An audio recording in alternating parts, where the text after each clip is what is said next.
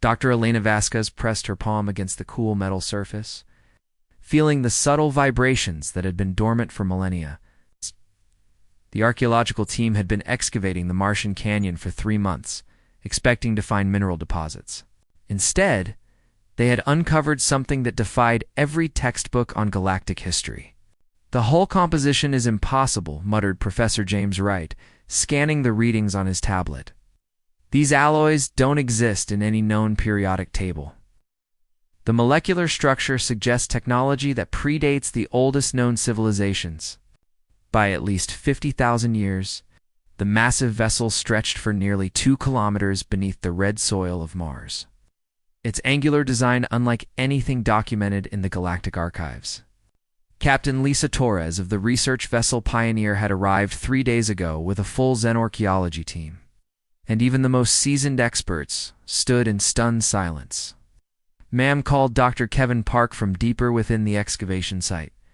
"You need to see this. We found the bridge, and the systems are still active." The team descended through carefully carved tunnels, their lights casting eerie shadows on walls that seemed to absorb illumination. Ancient symbols covered every surface, glowing faintly with an inner luminescence that pulsed like a heartbeat. The script was unlike anything in the universal translation databases. The bridge opened before them like a cathedral of war, massive. Screens dominated the curved walls, displaying star charts that showed familiar constellations from impossible perspectives. The command chair sat in the center, clearly designed for a humanoid form, though larger than any human would require. "The power source is still functional after all this time," Dr. Martinez reported, his voice echoing in the vast chamber. "Oh, whatever. "Civilization built this. They were far beyond anything we've encountered in the galaxy."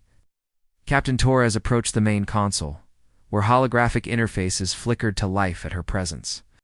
The ship's systems seemed to recognize her biometric signature, responding to her touch with gentle chimes. Ancient databases began downloading directly into her neural implant. Flooding her mind with images and data, the visions came in waves. Vast fleets of these angular warships darkening the skies of countless worlds. Battles fought on scales that dwarfed modern space warfare. Civilizations rising and falling like waves on an ocean. And at the center of it all, a species that looked remarkably similar to humans, though taller and more robust. "They called themselves the Ancestors," Torres whispered, her eyes wide with revelation. "They weren't just one civilization. They were the first, the template from which dozens of species evolved." Dr. Wright's scanner detected movement in the lower decks. The ship was awakening, systems coming online after eons of slumber. Deep in the engine compartments, fusion cores that predated known physics began their ancient cycles. The vessel groaned and shifted, settling deeper into the Martian soil as it prepared for something. "Captain, we're detecting similar signatures across the solar system," reported the communications officer via encrypted channel. "Earth's moon, the asteroid belt, even buried beneath the ice of Europa. There are dozens of these ships, maybe hundreds." The implication struck the team like a physical blow. Humanity had not been alone in the universe for the first time when they encountered the Galactic Council 30 years ago. They had been alone for the second time. The first had been when their ancestors had ruled the stars. Torres accessed deeper. Files within the ship's memory banks.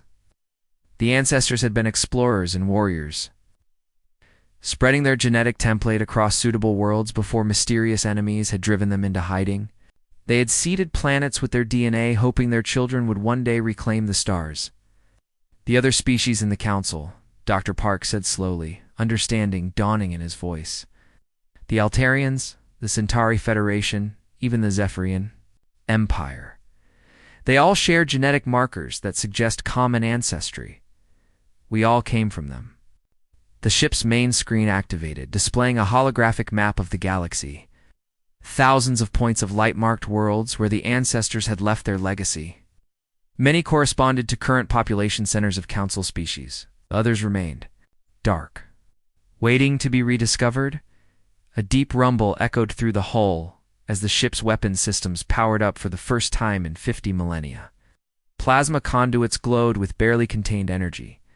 The vessel was not just awakening, it was preparing for war. "There's more," Torres said, her voice strained as she processed the final data streams. "The enemies that drove the ancestors into hiding are still out there in the void between galaxies." The ancestors didn't just hide their ships. They left them as guardians, waiting for their children to grow strong enough to use them. The archaeological dig had become something far more significant. They had not just uncovered ancient warships, they had discovered humanity's inheritance. The moment that would define not just human history, but the future of every species in the galaxy. As the ship fully awakened around them, its ancient systems integrating with human technology, Captain Torres realized that humanity's role in the galactic community was about to change forever. They were not newcomers to the stars, they were coming home.